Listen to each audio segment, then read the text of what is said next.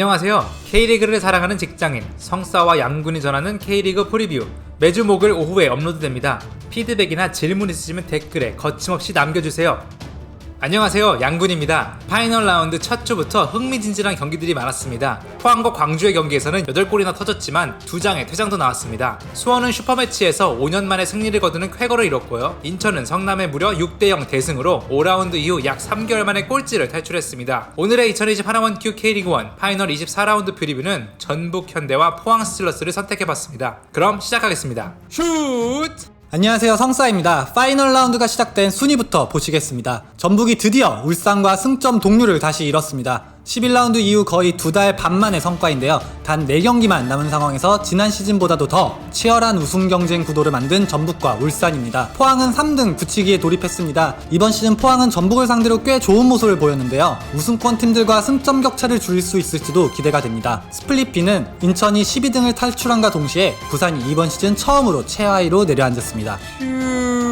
전북은 3경기 동안 승리가 없었지만 그 후 3연승으로 분위기를 올렸습니다. 포항은 리그 6경기 5승 1무로 무패 행진을 달리고 있습니다. 울산과의 FA컵 4강전에서 패하긴 했지만 이도 승부차기에서 결과가 갈렸었습니다. 전북은 현재 리그 득점 3위로 전북에 기대하는 바에 비하면 확실히 아쉽습니다. 그래도 실점 2위, FA컵 포함 3경기 연속 무실점 경기를 달성한 점은 긍정적으로 보입니다. 포항은 파이널 라운드 미디어데이에서 밝힌 만큼 리그 최다 득점팀을 목표로 하고 있습니다. 울산에 단 한 골 뒤진 득점 2등을 유지하고 있지만 실점은 어느새 6위까지 떨어졌습니다.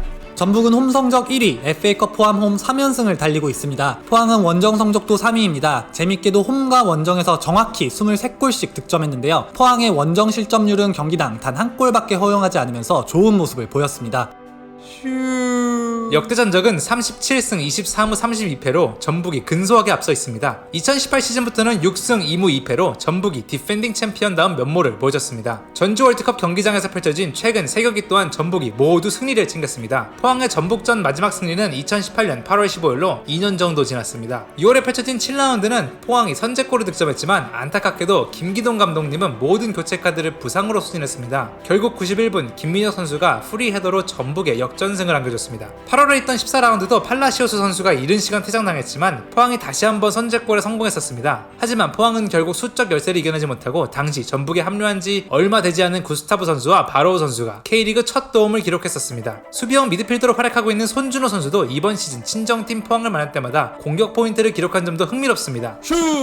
두 팀의 상반된 공격력이 이목이 쏠립니다. 최근 5경기 전북은 8골에 그쳤지만 포항은 무려 15골을 올렸습니다. 또한 시즌 10개 이상의 공격 포인트를 올린 선수는 전북에는 한교원 선수밖에 없지만 포항은 무려 5명의 선수가 기록했습니다. 포항은 3경기 연속 해트트릭에도 도전합니다. 22라운드는 팔로세비치 선수가, 23라운드는 일류첸코 선수가 해트트릭을 달성했습니다. 시즌 7골과 9개의 도움으로 국내 선수들 중에서는 가장 많은 공격 포인트를 올린 강상우 선수도 어시스트 단독 1위에 올랐습니다. K리그에 3명밖에 없는 충주상고 출신들인 한교원 선수와 송민규 선수가 국내 최고의 윙어를 가립니다. 한교원 선수는 10골과 4개의 도움을, 송민규 선수는 9골과 5개의 도움으로 동일한 수의 공격 포인트를 기록 중입니다. 한교원 선수는 오른쪽, 생애 처음으로 연령별 대표팀에 발탁된 선민규 선수는 왼쪽으로 두 선수 직접 부딪히는 맞대결도 기대가 됩니다. 반면 두 팀 모두 오른쪽 수비 공백을 메꿔야 합니다. 전북의 이용 선수는 부상으로, 포항의 전민광 선수는 퇴장 징계로 나서지 못하는데요. 어떤 선수들이 공백을 메꿀지 성싸와 알아보기 전에 지난 경기 내용부터 보고 넘어가겠습니다.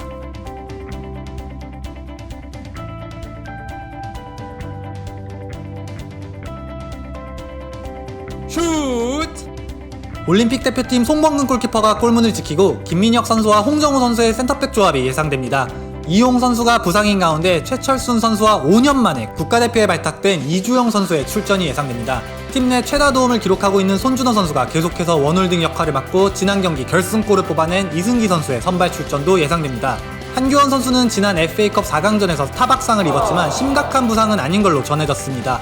언더22는 조규성 선수나 이성윤 선수가 측면 윙어 중 한 자리로 나설 것으로 보입니다. 구스타보 선수는 경고 한 장만 더 받으면 한 경기 출전이 불가합니다. 몇 차례 말씀드렸지만 전북의 공격력이 아쉬운 상황입니다. 전북을 상대하는 팀들이 조금은 내려앉아 좁은 공간에서 효율적인 압박으로 전북을 막아내는 모습이 이번 시즌 여러 차례 나왔습니다. 하지만 최근에는 경기 주도권마저 전북은 상대에게 종종 내줬습니다. 최근 리그 3경기 모두 상대보다 적은 점유율을 가져왔지만 그래도 결국 더 많은 슈팅을 기록하면서 3연승을 거뒀습니다. 구스타보 선수와 조규성 선수의 신장을 이용한 롱볼 전개의 빈도도 점점 높아지고 있습니다. 어느 정도 효과는 보고 있지만 전북 팬들이 바라는 공격 전개와는 조금은 다르지 않은가 싶습니다. 과연 모라이스 감독님이 전북 특유의 닭공을 다시 살려낼 수 있을지도 관건입니다.